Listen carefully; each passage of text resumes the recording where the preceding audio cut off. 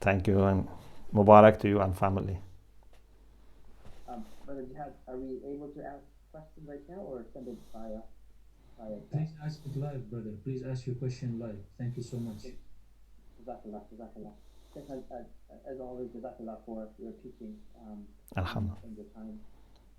Um, in your earlier part of the discussion, you were saying how Imam Hassan al-Mustafa, gave away his wealth up to 3 times in his lifetime, and we've talked about sort of this measured risk, yeah? And so one of the ideas is, is do we have any notion from a hadith as to when he was giving this away, um, sort of the thinking pattern that goes on. Like, I'm trying to think about the applicability to our lives today. So, families and all of that kind of stuff, retirements and that the secular idea, versus sort of giving it away and saying making tawakkul on Allah. Any idea of finding that balance in trying to follow the seerah of Imam al-Hasan? What Quran says is that لا تبسط يدك كل البسط ولا تجعلها مغلولة إلى عنقك فتقعد ملوما محسورا. Don't open your hand too much and don't tie it to your neck so that you don't give anything. You should find the balance. So when you are sure that if you give everything, still you have a job, you have a source of income, your family is not going to suffer, okay, you can give everything, especially when there is a big catastrophe, people are dying, and inshallah then you build again. But if you see that no, if you give everything now, you will be not able to establish yourself realistically, not because you are frightened by shaitan, because shaitan ash-shaytanu ya'idukumul faqr. Even billionaires are worried that if they give 10,000 pounds they become bankrupt.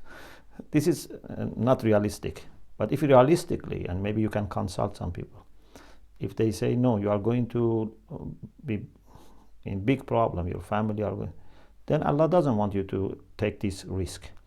So Imam alayhi salam,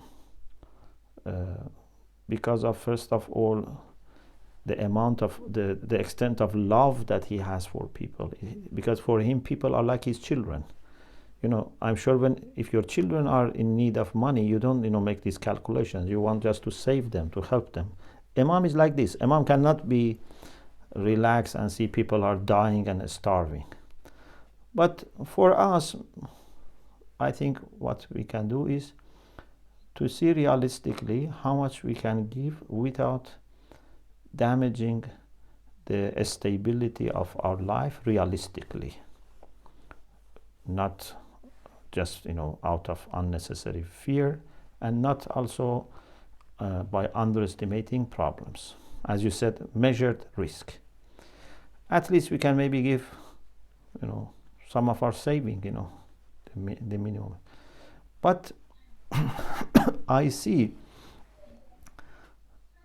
sometimes in our life maybe we are in need of actually really putting our trust in Allah subhanahu wa ta'ala and not put our trust in our bank account. But anyway, we have to be very patient and very wise, and at the same time generous.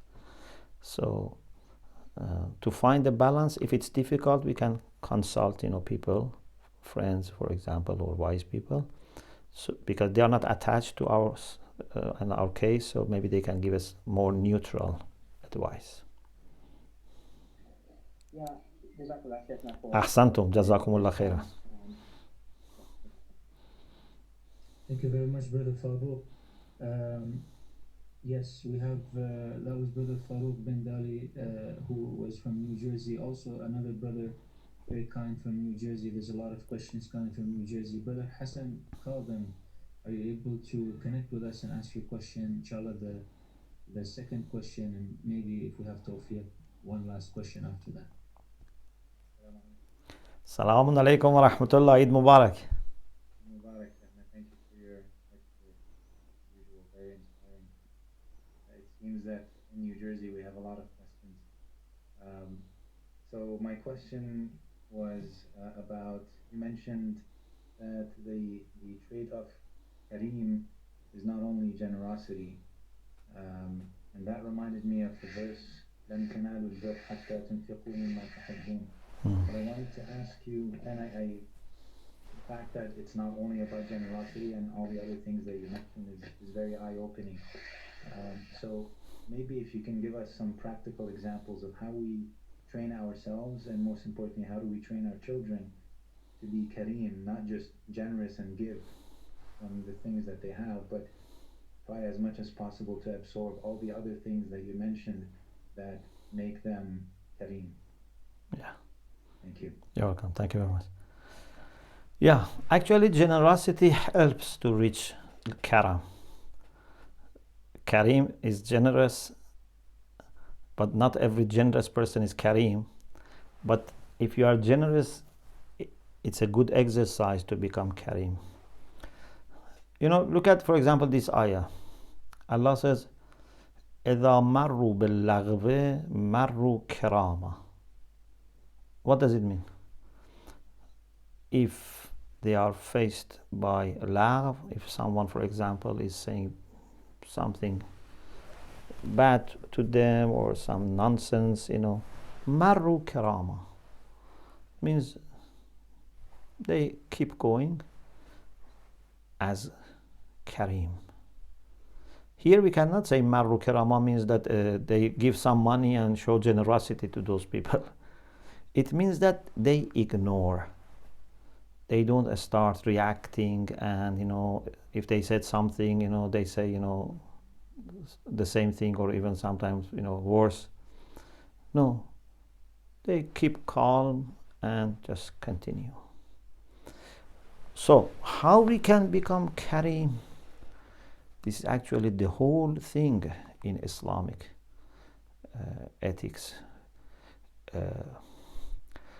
If you have listened to Akhlaq of Jose, the series of Jose, in the first year we had this discussion that what is the end of Islamic ethics, what we want to achieve. And Ayatollah Mutahari says we want to achieve karim, being karim, karama. And I said we want to achieve truthfulness. And then I said actually these two are two sides of the same coin. Those who have truthfulness, they are karim, they are aziz, because there is a connection between truthfulness and izzah.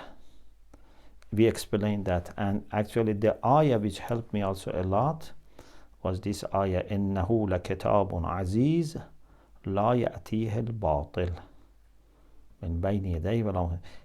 To be aziz and not to let batil to come are connected. So truthfulness and izzah and karama are connected.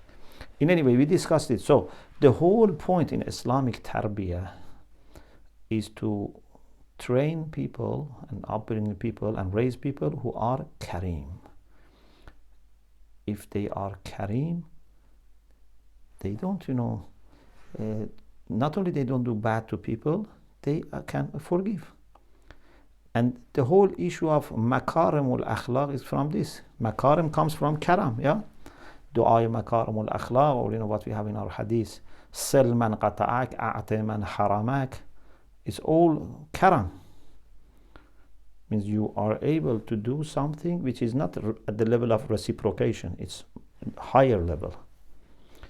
So the whole thing of Islamic tarbiyah is geared towards developing makarim al-akhlaq and people who are karim.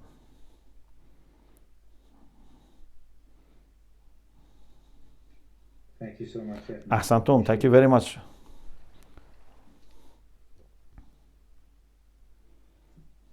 Thank you very much, Brother Hassan. And because we're talking about generosity, Sheikhna, Yes. I have one last question for today. This is a text question, Yes. and the question is the following. When it comes to loyalty, first of all, there's a salam, inshallah. Alaykum assalam wa afternoon. rahmatullah. And when it comes to loyalty and keeping covenants, in Dua al-Ahad, there are parts which a reciter cannot, maybe with full certainty, sincerely say and promise they are ready to return from their death and their kafan. This is an extremely difficult thing to say. Is it better, therefore, not to recite the dua if one is not ready to make such a claim? Yeah. These du'as, we are saying them as a kind of also exercise, as a kind of, because if you want to avoid saying these things, then even you should not say salat, because you say iyyaka na'bud wa iyyaka nasta'in. Can we say honestly iyyaka na'bud wa iyyaka nasta'in? We cannot say this, so we must not say salat. What we need to do is to say and try to become like that. So by saying and repeating and reflection, of course, if we are not reflecting, we don't improve. We try to move to that direction. So these du'as give us direction. But this is very good concern that I always check myself. Am I saying this honestly or not?